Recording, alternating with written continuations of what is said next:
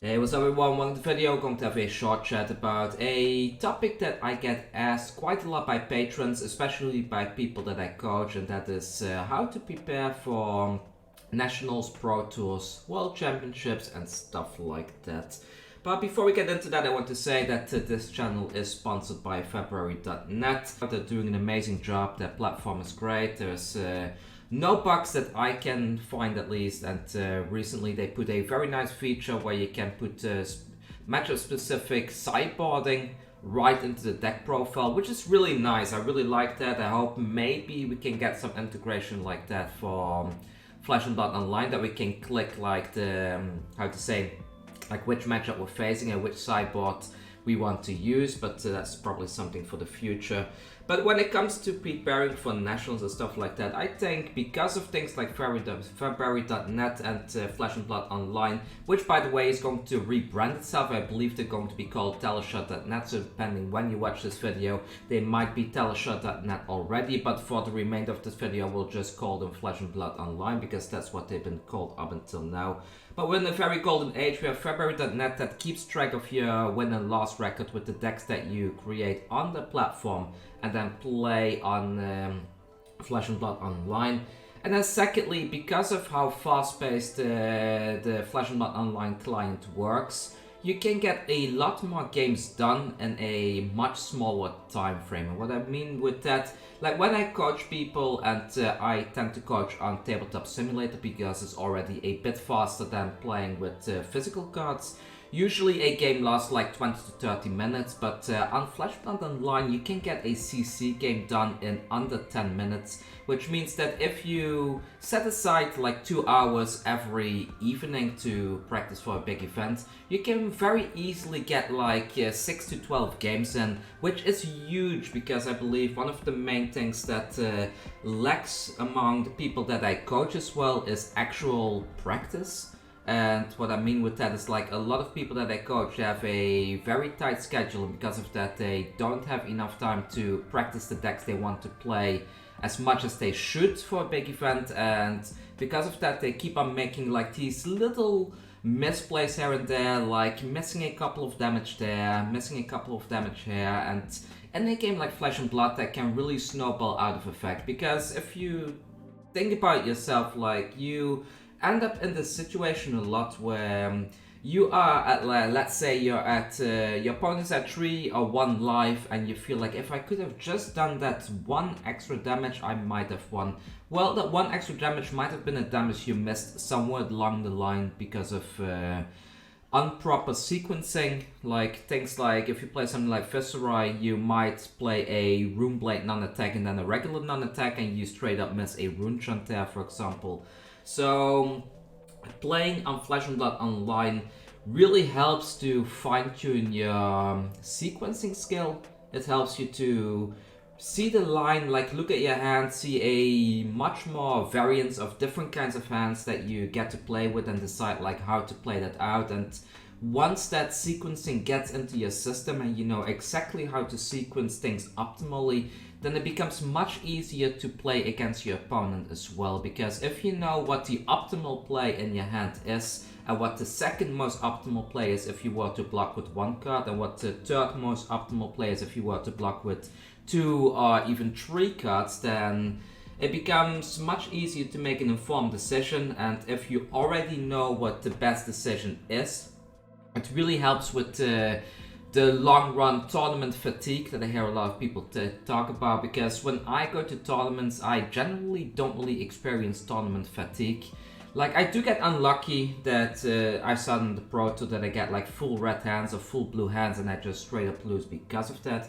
But I don't experience tournament fatigue heavily, because when I play, I already have a rough idea what the most optimal play for each hand is, and I'm just reacting to what the opponent is doing, which leads into another thing that I feel is very important. So first of all, practice. I think you need to get at least 80 games of Flesh and Blood with your deck in to be able to know what it does. You might not even have mastered it at that point, but at least you will be able to play your deck properly and to play it to a decent level. It is something that I've also told my patrons a few days ago. Like, I tend to post these little bits on Patreon once in a while. So get at least 80 games in, and thanks to Flesh and Blood Online, that's easy. You can very easily get 80 games in. I suggest doing it in the competitive section of the website, otherwise you might end up against newer players in general. But get the games in. 80 games minimum is what you really need to do. Secondly, you need to take a look at snapshots that FFXIV posts on their website, and then you need to identify, like, okay, which heroes are popular right now. Right now, I can tell you it's Briar, Viserai, All Team, Dromai, and Iceland. I think those are the top most represented decks at the moment, closely followed by things like Dash and Fi. So you need to have a generic idea what these decks do. If you don't know how these decks play, you're probably gonna lose because you're not sure what you're facing at that point of time. So I highly suggest find a good Fi deck, find a good Dromai deck, find a good Icelander deck, and play at least 10 games with each of these decks on the Flesh and Blood Online client. Because when you're playing those decks, you get a much better understanding of what they're trying to do. You don't really need to master them. Like, you don't need to go ahead and play 80 games with each of those, even though that would be even better. Because, well, knowing your enemy, what was it again that Sun Tzu said? Like, know yourself and know your enemy, you will win every fight, or something like that. Well, that doesn't fully apply to card games. It does mean, like, if you know what your opponent is doing, you can make a much better informed decision on how to block, what to block, or when to react to stuff, or when not to block. And because of that, you will win more games. So get a general idea of what each deck does. However, don't do what I do. Like, in my case, because I coach people, I need to play lots of decks, like, all the time. Like, I play so many different decks, and because of that, I sometimes feel I get a bit out of that flow of my deck that I'm actually navigating, because each deck has its different flow. Like, some decks that block more than other decks, some decks they are more combo centric than other decks, and because of that, I think it's important to, on the one hand, you need to play other decks to get a general idea what they're doing, but not play them so much that it's going to distract you from your main deck's game plan, if that makes any sense. But for the most part, get 80 or so games in with your main deck, get a couple of games in with all the current top meta decks. And I think it's very important to learn some decks like that are not really meta, but that you might face. And those decks are mainly things like Dorinthia. You need to get a feeling of what Dorinthia can do, what kind of attack reactions she has, and you also, what other deck do you need to kind of know? I guess Kano. Kano is not really popular right now, but you need to understand how the Kano combo works, because if you're facing it and you're not sure what you're facing, then you might get in trouble. For Kano, I can tell you the main thing that you need to try and do is prevent them from getting a massive Aether Wildfire off. So an Aether Wildfire for 5 should never hit. You need to try and get that at least down to 2 damage, or even lower with something like an Oasis Respite. But yeah, that's the main thing that I do for big event practice nowadays. I play the big top tier decks. I play my own deck like 80 to 200 games. And then for the most part, I'm ready to go for a big event. I will know what to do. And then thirdly, you should look at the data. Like, data analysis is a major aspect of being a competitive player. Like, some people, they are currently having a bit of a negative reaction, like, data is bad, etc, because the meta gets solved faster, but I don't think that's true. The meta was already solved relatively fast. The only thing that wasn't solved is which card is the most optimal in certain decks. We almost straight away know like what are the top tier decks. Like there's no difference in that regard in my opinion. But what data does do is it gives you a very good insight into like which heroes is your hero strong against and which ones is it weak against.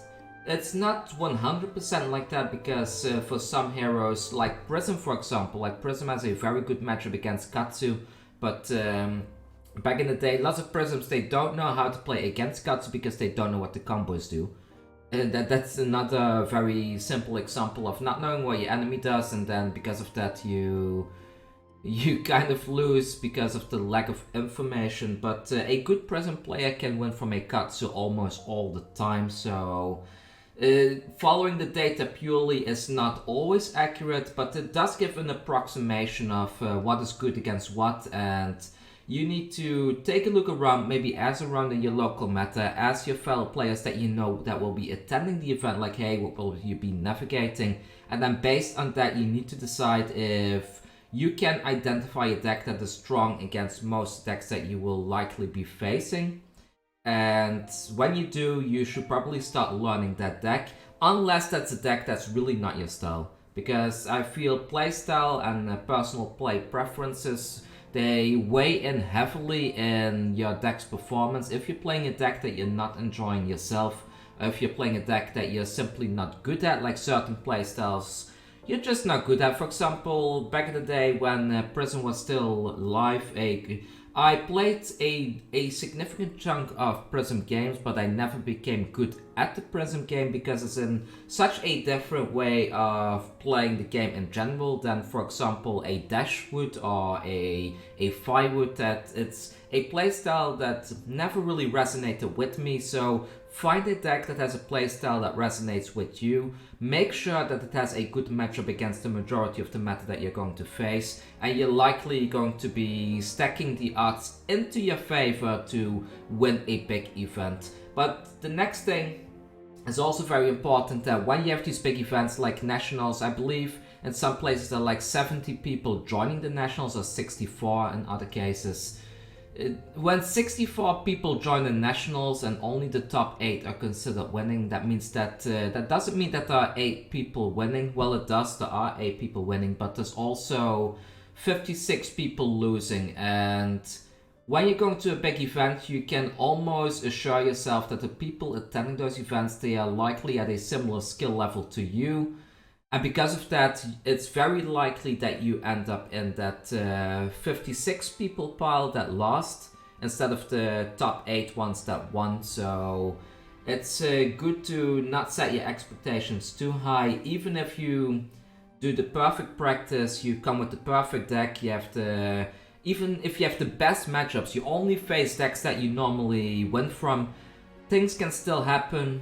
Like random RNG can still screw you over and you end up losing. And that's just stuff that happens in TCGs. Like that happens in Magic, that happens in Pokemon, that happens in Yu-Gi-Oh! And it happens in Flesh and Blood. So don't set your expectations too high. Go there knowing what you're doing, but have fun. Don't get too stressed. Get proper sleep. Make sure that you stay hydrated properly. Start hydrating properly at least several days before the event starts, because when you're in the event, you want to be in your optimal health condition so that you can make the most informed choices and do well in the event.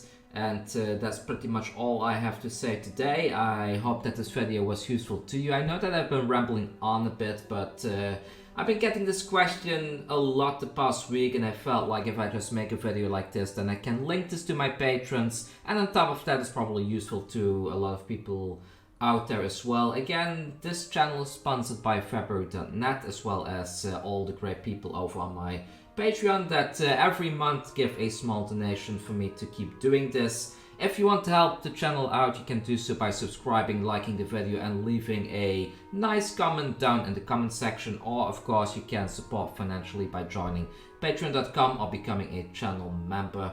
But with that said, I hope this was useful to you. Thank you for watching, and I will see you all very soon with a deck tech video. Take care.